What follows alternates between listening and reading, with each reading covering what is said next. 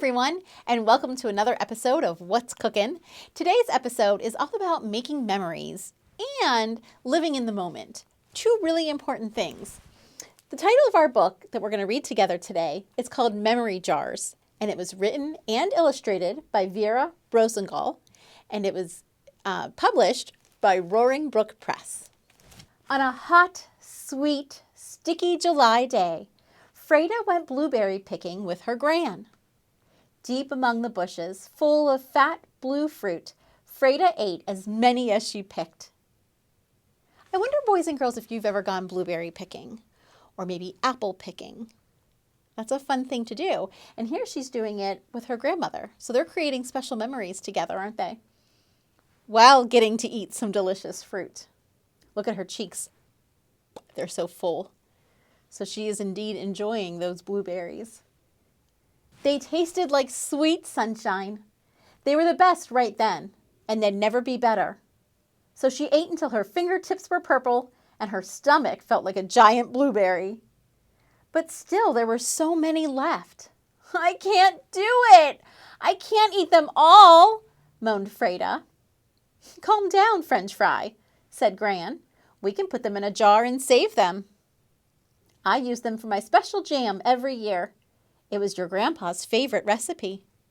So here they're talking about canning or jarring the blueberries. I wonder how they're going to do that. Let's keep reading to find out.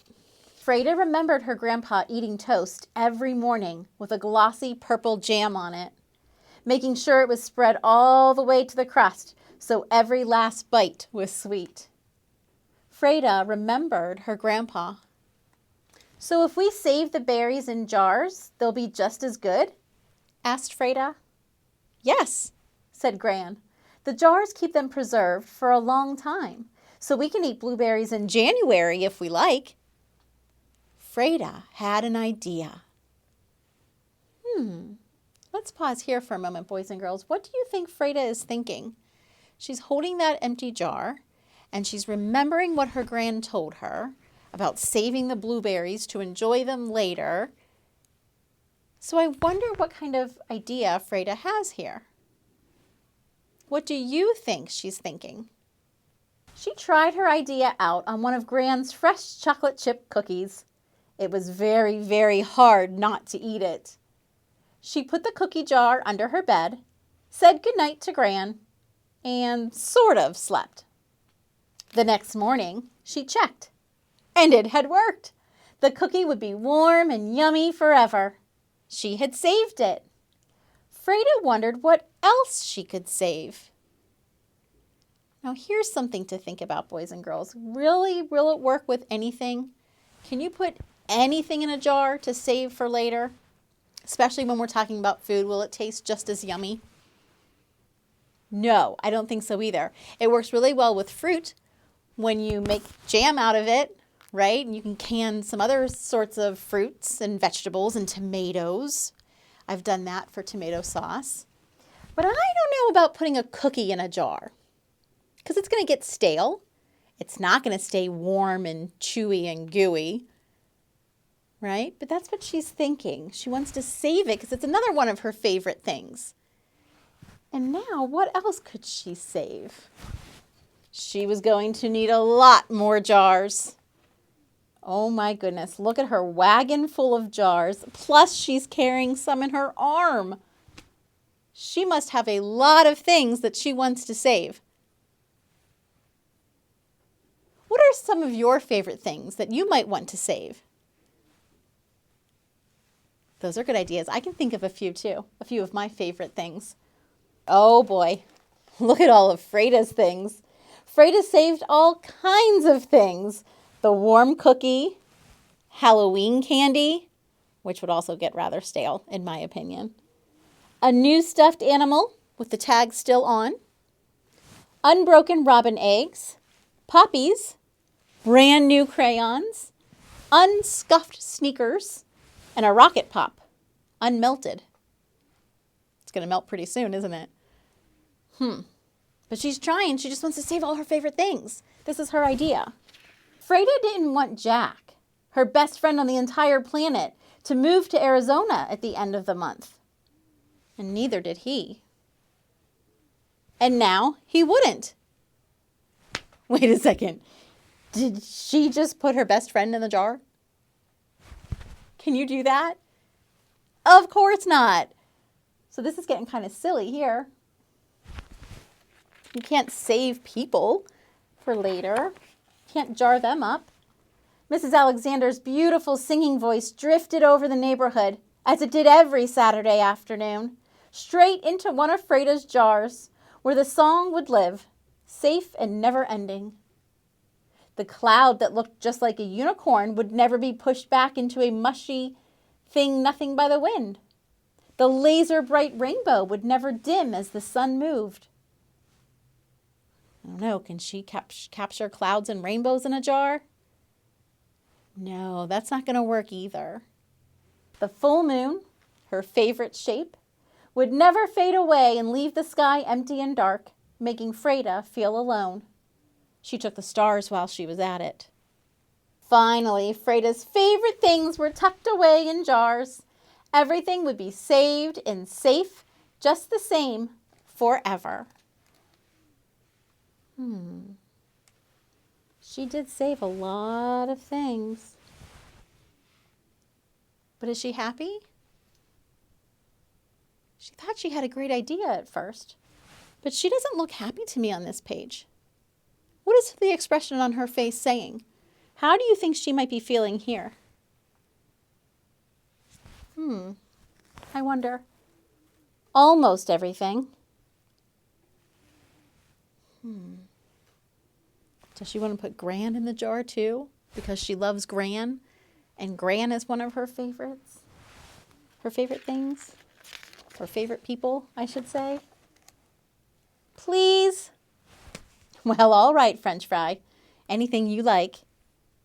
The neighborhood was very quiet as Freda and Gran went home.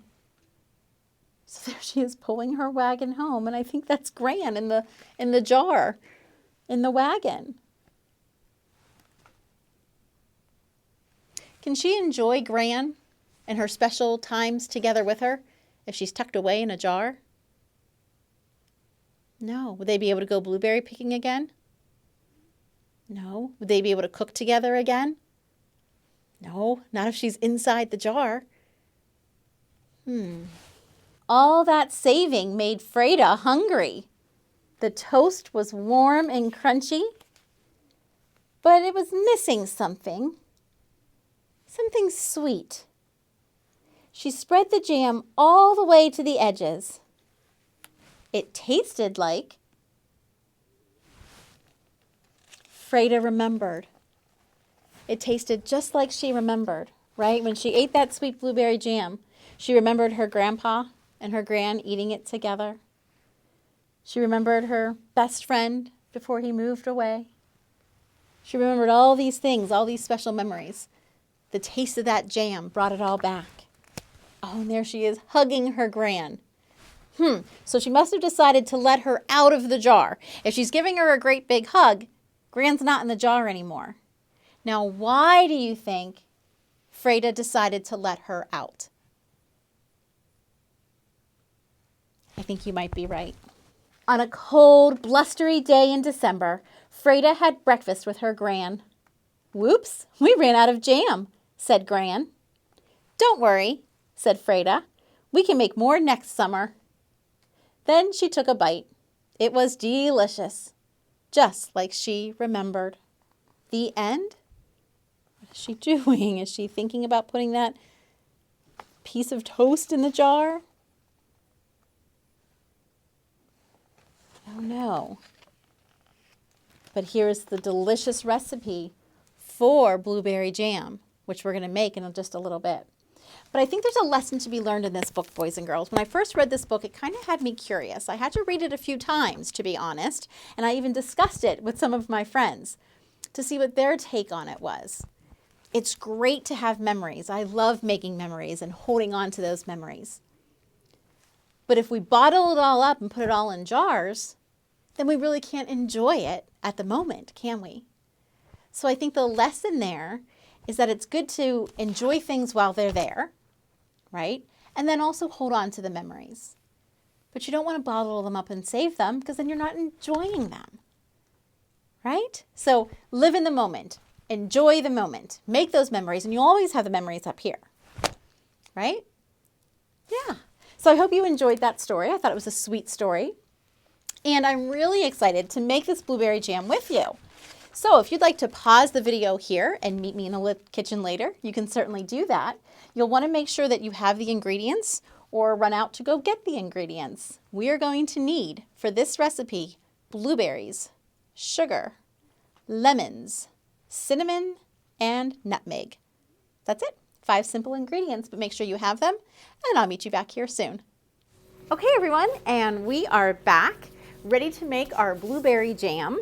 And today's recipe is not only simple and delicious, but it's also a lot of fun. Because the first step in today's recipe is squishing the blueberries. We're gonna mush and smush and squish until all of our blueberries are crushed up. Now the recipe calls for 6 cups. Of course, you wanna rinse them well. I've already done that. I've drained them and I've already measured them out into my bowl. So I know that this is 6 cups of blueberries. Now I'm ready for the fun part. I'm ready to smash. It feels so, well, they feel cold and it feels goopy, but it feels really neat too. And I'm just gonna keep smashing them up. Now, if you like big chunks in yours, then you don't have to do it as much, right? You can leave it a little bit chunkier. Generally speaking, I don't like chunks in my jam, so I'm gonna try to really smush these up well. But let's talk a little bit more about our story. You know, we talked about how it's good to save some things.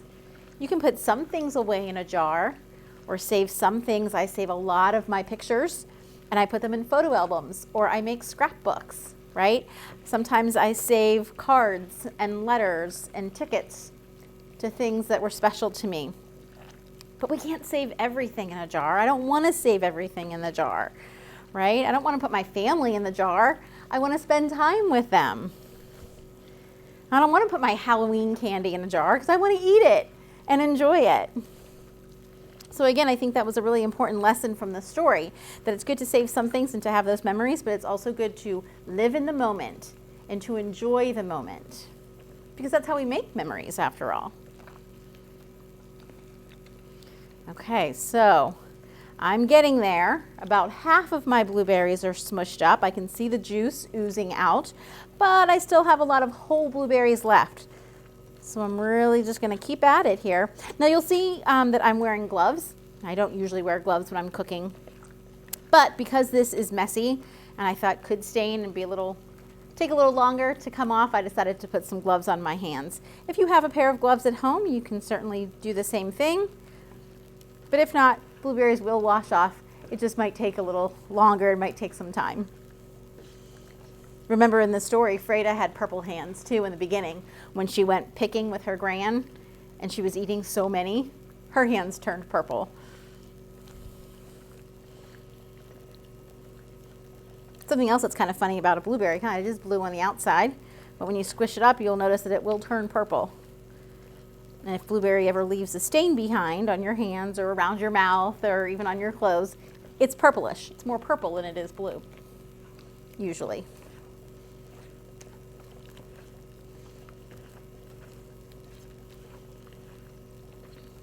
And I love so much about that story, but I also love how Freda so fondly remembered her grandfather, right? The story, the main characters were Freda and her grandmother, but they mention her grandfather often in the book, and they talk about how she remembers him fondly. She thinks back to all the things that she used to do with her grandfather too. And so I'm wondering, boys and girls, if you have special memories of your grandparents, or it could be of other family members, or maybe special friends.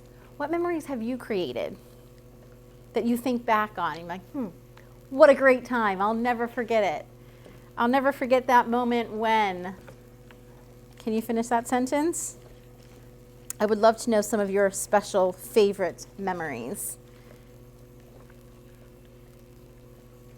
And it's important to share those often with your family members, to talk about it, to keep those memories alive, or to journal about it. Sometimes I write about my memories. Okay, So we're still playing with our blueberries here. Again, we're getting there, but I still have a lot of chunks, so I have to keep at it, and it really does feel cold. What other describing words could you use as to how the blueberries feel when you're squishing them? Mushy, cold, what else? Goopy.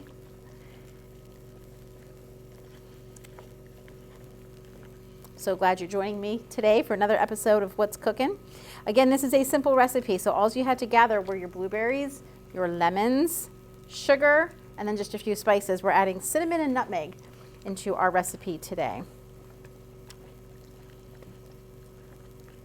I'm also wondering, I eat a lot of peanut butter and jelly sandwiches. I have in my lifetime. And usually it's peanut butter with grape jam or peanut butter with strawberry jam. Strawberry happens to be my favorite. I never really even tasted blueberry jam before. So this is going to be a first for me. But there's a lot of kind of jams out there.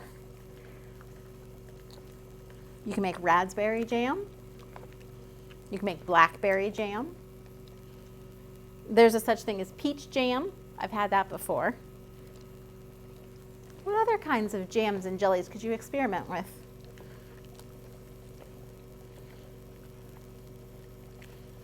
I wonder if you can mix two berries together. Do like a blueberry and a raspberry. That might taste yummy.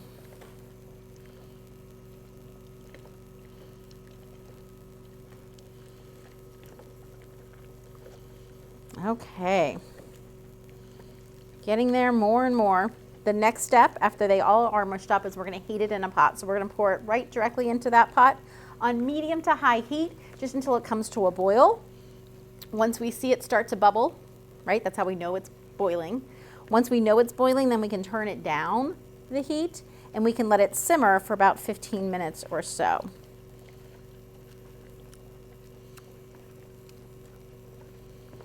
I just realized that I forgot my apron today, boys and girls. I hope you have yours on. You want to make sure you have some play clothes on, not your good dress clothes, right? And roll up those sleeves because this one is kind of messy.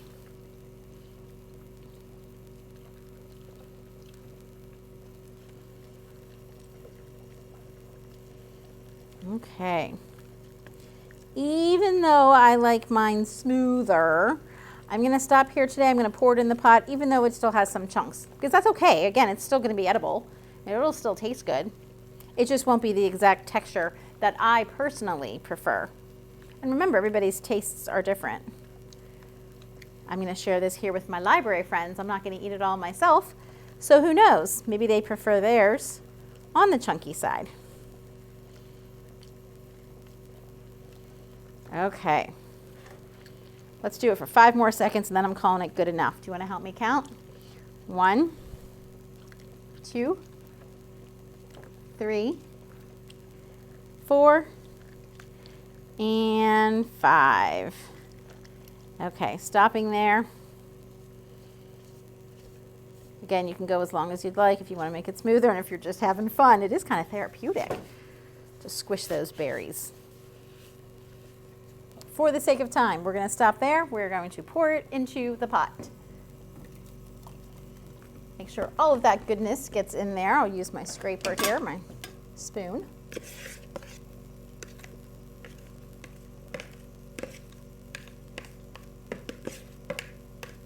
Every last drop of berry goodness should go in there. And again, we're going to set it to medium to high heat. We just have to be patient and wait for these delicious blueberries to come to a boil. Give them just a little stir. Maybe I'll crush a few more up as I do it. Okay, then we're going to go ahead and add the other ingredients. I believe the sugar kind of goes in right at the same time. Let me go ahead and grab the book because the recipe, the handy dandy recipe, is right in the back here. I think I showed it to you when we read the story. And again, this is uploaded to our website off of the Kids tab. This along with the Table Talkers. Okay. Yes, pour the mush, the blueberry mush, into the pot with the sugar. And it's calling for 3 cups of sugar. I already have 1 measured out, so in goes 1, Stir it up. In goes 2. Again, this is where adult supervision is helpful. They can help you pour so that you don't make a mess. Maybe this scoop and pour is the better option here, but there. I did that without spilling. So in goes cup number 2. 1 more cup of sugar, and then I'll stir it again really well while we wait for it to boil. Cup number 3. Again, stir, mix well. You can already feel it thickening.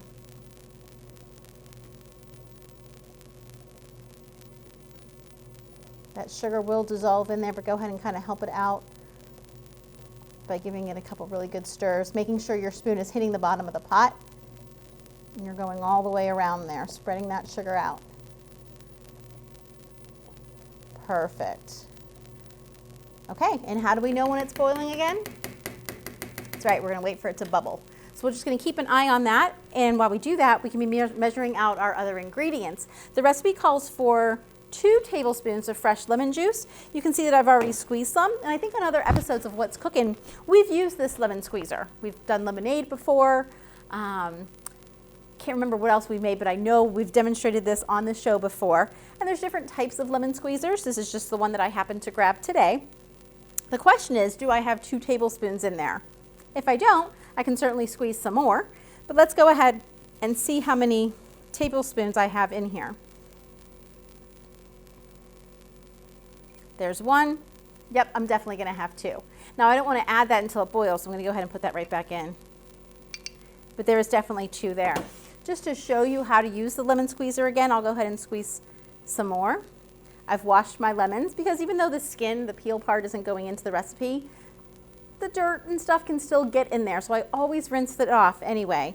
And then I'll slice it right down the middle, and then it sits right on top, and you just twist and turn, and you'll see the juice starting to slide down there right into the little bowl. And you'll see some of the pulp go in there too, and that's okay. And then you might also see some seeds in there too, and that's not okay, right? We don't want seeds in our jam. So then I would take a little spoon and I would just fish those out, right? Takes some patience and takes some time to make sure you get them all. But it's not a hard task at all. It does help if you have a smaller spoon. So right now I'm using my 1/4 of a teaspoon measuring spoon here. I'm going to use that later to measure out my nutmeg, but it's working perfectly to scoop out these seeds. Okay, so speaking of nutmeg, that's the other thing you can go ahead and grab. Make sure it's open and ready to go. You need cinnamon and nutmeg. And then that's it. Once we add those final ingredients, we wait for it to thicken. Then we're ready to pour it into our containers. Now, the other thing I love about this recipe, my friends, is yes, you can enjoy it on your sandwiches, on your toast. Remember when Grandpa spread his jam crust to make sure he got sweetness on every bite? Yes, you can put it on your toast. You can put it on your peanut butter and jelly sandwich. You can spread it on crackers. And you get to enjoy it yourself, any which way you'd like. But canned things, oh, here it goes. It's coming to a rolling boil. Okay, my friends, I'm going to pause here, and I'm going to lower my temperature now. So you'll want to do the same thing at home with a grown-up's help. Lower it down to a simmer. And now we just wait another 10 to 15 minutes until that thickens. So let's carry on with our conversation. What were we saying? The great thing about this recipe is it can make great gifts, because you can pour it into an empty jar that you have at home, right? Or you can buy kind of like fancier jars or containers, or just your standard mason jar would be a great thing to put it in. You can get those at most dollar stores, at Walmart. I know you can order them on Amazon.com. And then if you put them into those jars, you can make them look pretty. You can ribbon it up, create your own label, and you can give them away as gifts. Especially this time of year, what beats a homemade, handmade gift? Nothing. Especially something as sweet as this delicious blueberry jam. So keep that in mind. And I had this jar at home. It does tell you in the recipe to be warming your jars. You can do that one of two ways. I put this in a low degree oven, 200 degrees, right before we started taping the show, right? So it's nice and warm already. I could have also filled up a pot with really hot water and just set it in the pot. And that would have warmed my jar as well, okay? But once it's warm, then you can have fun creating, well, you probably don't want to do it while it's warm, but once your jar is warmed and you do the recipe, after it sits and cools a little bit, then you can create your label, and that could be a really fun, creative part. What would you put on your label? What would you call it? Would you make it rhyme? Would you draw a picture to go with it? You could get really creative with your labels. So I highly recommend giving that a try as well. Make great teacher gifts, gifts for the family, gifts for your friends. Okay, just gonna stir it. I can see that it's not yet thickening. It does need to be thick before we pour it in. Now, here in the library kitchen, we're kind of limited on supplies. So I did not have a funnel at my disposal while I was getting ready. If you have a funnel in your kitchen, you might want to go hunt that down now too, because when it comes to pouring it into the jar, having a funnel will make it a lot easier, a lot less mess. Okay? All right. So again, now it's just a waiting game. I would use this time again to maybe bring up those table talkers and talk with your family at home. Time in the kitchen is ever so special. A great way to make memories for sure. Okay, so now we know it's been simmering for about 15 minutes. So now we can go ahead and add those other ingredients. Remember, it said 2 tablespoons of lemon juice, and I have much more than that because I wanted to demonstrate how to squeeze a lemon. So I'm going to carefully pour out my 2 tablespoons and put it right in that pot. 1 and 2, and oh my goodness, this aroma is smelling delicious and making me hungry. And then nutmeg and cinnamon, of course. Now let's just make sure we get the measurements correct. It is 3/4 of a teaspoon of cinnamon. Oh, and because I use this to scoop out the lemons, I want to make sure it is clean. I'm going to dry it off well. If you have a clean measuring spoon at home, of course, I want you to use that. For this, I'm just going to take it right off, take the lid right off, and I'm just going to scoop it right in. I'm going to level it off on the side, or you can use your finger, right? But you don't want it to be a heaping. You want to level it off and make sure it's 3/4 of a teaspoon exactly. Now, I didn't have a 3/4. You probably do. I have a 1/4.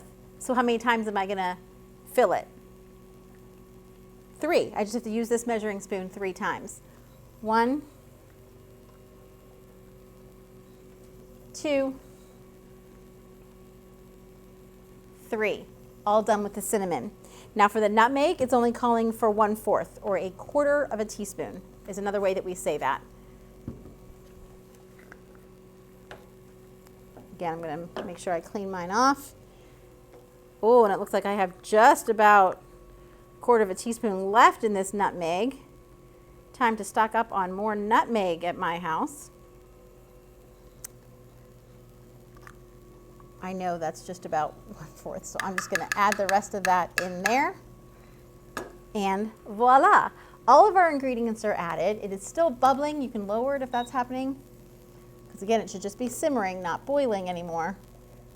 And we're going to let it sit here for about another 5 to 10 minutes, because again, it has to be thicker, it has to be gloopier before we put it into the jar.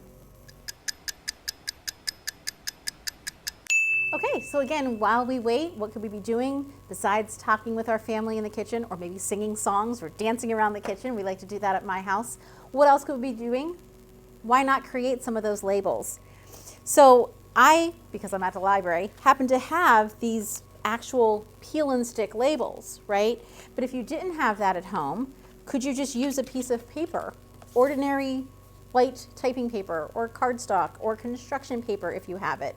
Most certainly you could, and then you can just kind of wrap it around the jar and have mom or dad help you tape it.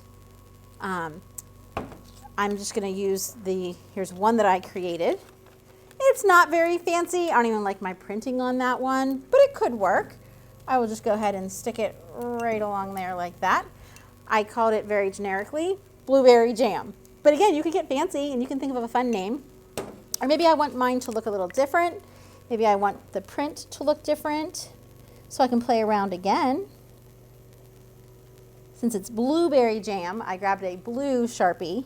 I would recommend using a marker. I don't think crayon or color pencil would show up as well.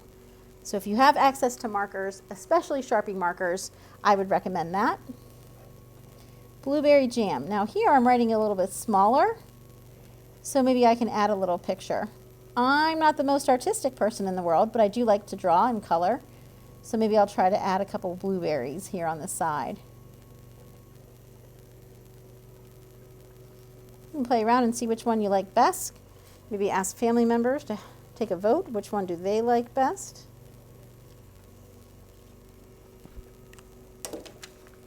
I would maybe make more berries. Again, that's nothing too fancy, but I think I like it better than my first one. I'm going to put this one right underneath.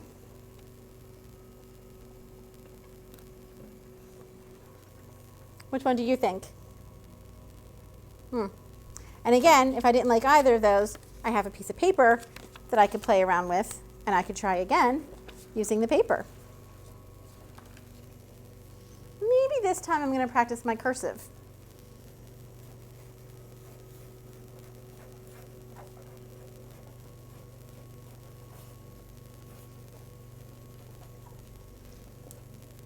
And I'm excited about it, so I'm going to put an exclamation point. And we'll do some berries over here and some berries over here.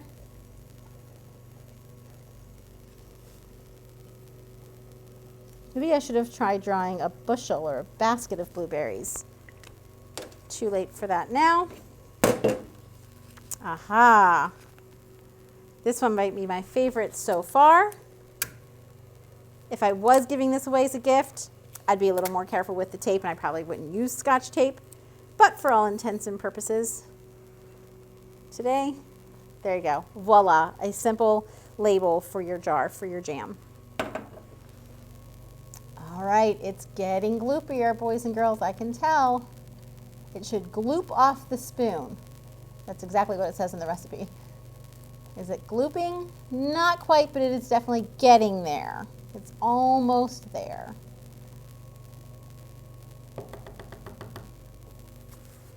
Again, grab that funnel because it's going to be a lot easier for you to pour it into your jar with a funnel. I'm going to try to do it today without making a mess without the funnel. And the other important thing to remember, a little tip, and I think this is printed in the recipe as well. You want to make sure your jar, go ahead and pour it in, but then let it sit on the counter or even put it in the fridge without the lid. Let it cool completely first before you screw on the lid. Okay? It's important to remember. Okay, let me go ahead and turn my heat off. I'm going to set the spoon aside. Because I don't have a funnel, I grabbed a ladle. And I'm just going to start ladling this into the jar.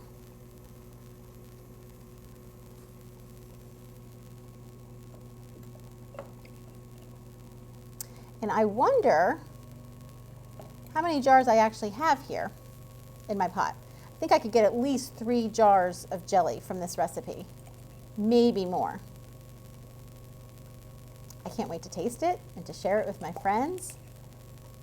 As always, not just this recipe, but recipes in general always taste better when you share them with loved ones. Wouldn't you agree?